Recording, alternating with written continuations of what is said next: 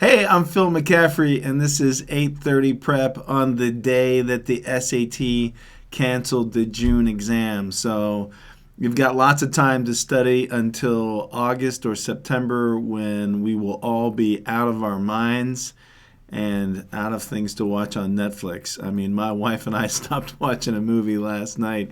We got so bored.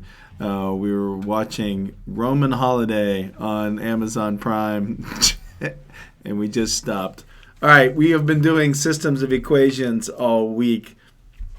And today I want to show you some systems that are nonlinear equations, and that's just putting two equations together on a graph or through substitution with nonlinear equations. And that means circles and parabolas. So first off is right off of the ACT. I'm mixing it up, ACT and SAT today. Let me move over.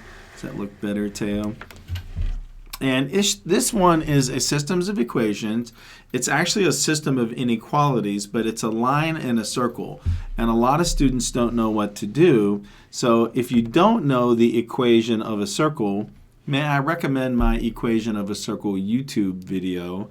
And we will definitely be doing this in an entire week of 8:30 prep on conic sections. Not an entire week, maybe 2 days of hard problems. So it says, the shaded region in the graph below represents a solution to which of the following systems of inequalities? So first thing we want to do is take a look at the line. And the line is y equals negative x plus 2. It's dotted and it's shaded below. So that means y is less than negative x plus 2.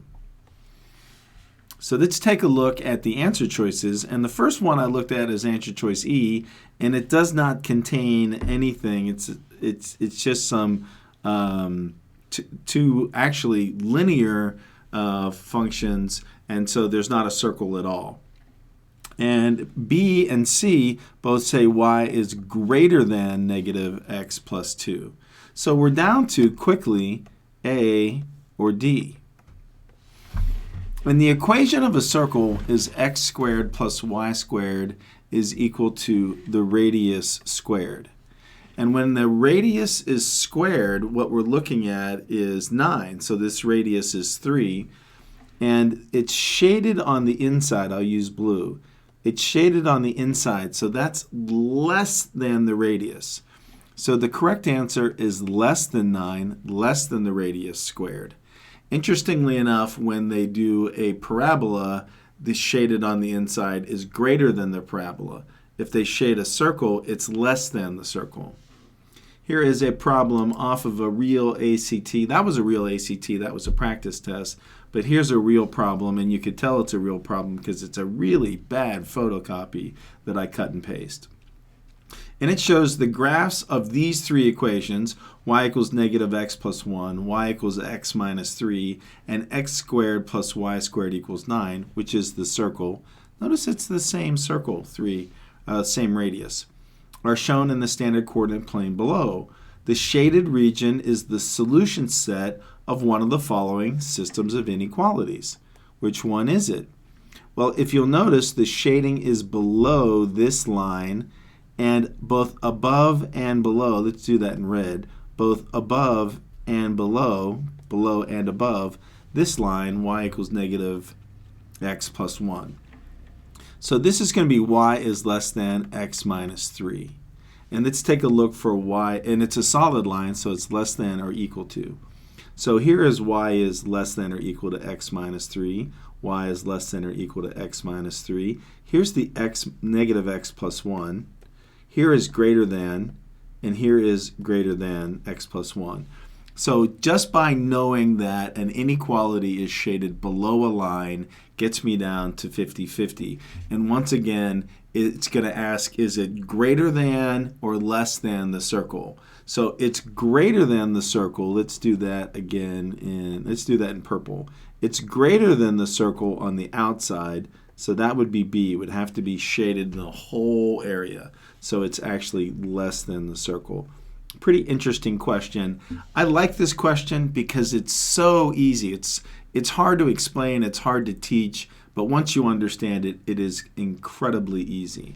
Let's skip over now to a few of the modern... Oh no, here's another one, sorry. Here's a parabola. I forgot. And then we'll skip over to the SAT. And this one shows a system of equations where there's a function of x which is a quadratic, and a quadratic is a parabola, and a function of g which is a line, a linear function. So this is a systems of equation because a line is going through a parabola.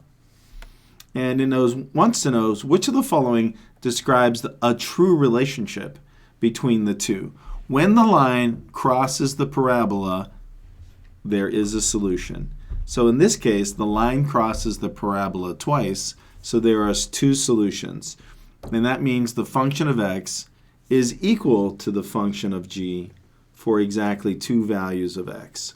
They're two unique values of x because here's one value of x and here's the other values of x. So the functions are equal. And that's what a solution is when two lines or two functions cross. Oh, look, another ACT. Man, I forgot to practice my, I said SAT, and I've got a bunch of ACTs. Here is the exact same problem, and it has a quadratic, it has a polynomial that is to the fourth power. So this is a fourth degree polynomial, y equals x minus 1 raised to the fourth power, and a linear function, y equals x minus 1.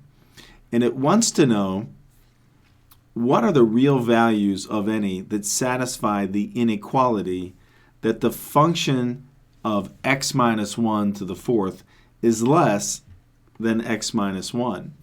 What it means when one function is less than another in the graph is that it's below it. So this is a system, and it wants to know where the line is greater, and that's right here.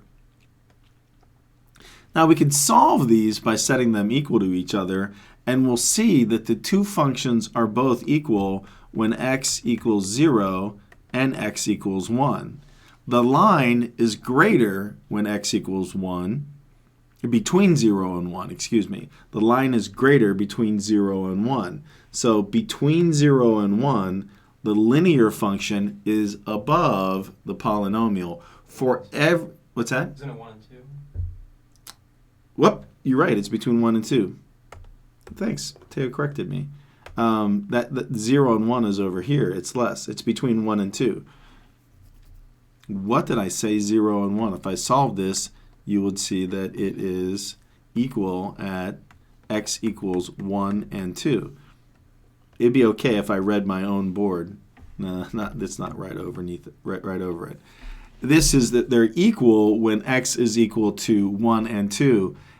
When you substitute 1, you get 0 for the functions, and when you substitute 2, you get 1 for the functions. So I was actually, when I was talking, I was saying where y would be equal to 0 and 1 is when they're both equal. So I was looking at the solutions in my mind. Captain Dyslexia strikes again. Let's see if this time there's a real SAT problem. And here there is. This is a real SAT problem, and it's a system of equations where one of them is a parabola and the other is a line. And they say when x is greater than 0, what is the value of x times y? They'd like to do this, like I said before. The SAT likes to then make you do x plus y. What is the lesser greater than the lesser greater than? When is the lesser added to the greater and such like that? But can't talk. Whoop, let's go back. So what you have to do here is when there is a system of equations that are nonlinear, you have to substitute. So I'm going to substitute this y down here, and I'm going to put in x squared. So 2 times x squared plus 6 is equal to 2 times x plus 3. And it works for 0, but it also works for, why don't we plug in what value of x times y? Let's see what we'll have to do. We have to solve for x and then plug in and get a y value. So 2 times x plus 6, why don't we multiply this out? and subtract and solve for it, what do we get? We get 2x squared plus 6 equals 2x plus 6. I knew there was something going on here. Let's subtract the 6's, divide out the 2's, divide out an x, and we get x is equal to 1. Well, that is obviously 1 times 1 is 1. The answer is 1. Because I put x equals 1 up here, I get 1 squared, and that is equal to 1. Let's put it on the bottom equation just to check. 2 times 1 plus 6 is equal to, which is 8, is equal to 2 times 4, which is equal to 8. That checks out. So the answer of x times y is the answer x. So I could have plugged the answers back in, weirdly enough. All right, in the xy plane, another SAT problem. Notice SAT problems have the gray bar above it. ACT problems do not. In the xy plane, the graph of y is equal to 3x squared minus 14x intersects the line y equals x at both the origin, the point 0, 0, and the point AA. What is the value of a? We have to do this by substitution. I'm going to substitute in this y for that y, and I'm going to get x is equal to 3x squared minus 14x. The first thing I'm going to do is divide this all by an x, and I get 1 equals 3x minus 14. Add 14 to both sides, I get 15 is equal to 3x, so x is equal to 5. Gavin in. Sup, buddy? How are you? Good to see you. Oh, Alex is on. Hello, Alex. So x is equal to 5. Let's solve this one. Let's make sure I'm right. That would say 5 is equal to 3 times 25 minus 14 times 5. And that's 75 minus 5 times 4 is 20. 70. Yep, that's 5. That's right. The answer is A is equal to 5. All right. Now I have two really hard ACT systems of equations, and these are systems word problems, which is tomorrow, but they're nonlinear. So tomorrow is just going to be systems word problems. And this is the sum of two positive numbers is 151. So I'm going to take one positive number and add it to another positive number, and I'm going to get 151. The lesser number is 19 more than the square root of the greater number. X is equal to 19 plus the square root of y. This is a really ugly systems of equation, and I remember seeing it for the first time well when they released this test. What we have to do here now is some substitution, and that is we have to solve for y. So y is equal to 151 minus x. Nope, we have to solve for, we have to solve for y. We have to say x is equal to 151 minus y, and I'm going to put that down here. So let's put 151 minus y is equal to 19 plus the square root of y. Let's put this all together. I'm going to rearrange it algebraically, and I'm going to put the y over on this side. But I'd like to write my positive y's on the left, but let's not do that. Let's write y is plus the square root of y, and now I'm going to subtract 151 from 19, and I'm going to get negative 132, and that's equal to 0. Now I have to solve this by doing quadratic factoring, and that is the square root of y plus 12 times the square root of y minus 11. The factors of 132 are 12 and 11. And so this number is not real because I cannot put in any square root that gives me negative 12. But this number is the square root of y is equal to 11. So y is equal to 11 squared, or 121. I now have to take that and put it back up into, let's use black, into my original equation. And that is x plus 121 is equal to 151, and x will equal 30. So they want to know what is the value of the greater number minus the lesser number. And 121 minus 30 is 91. 91 is an answer choice, J. That's a really hard systems of equations.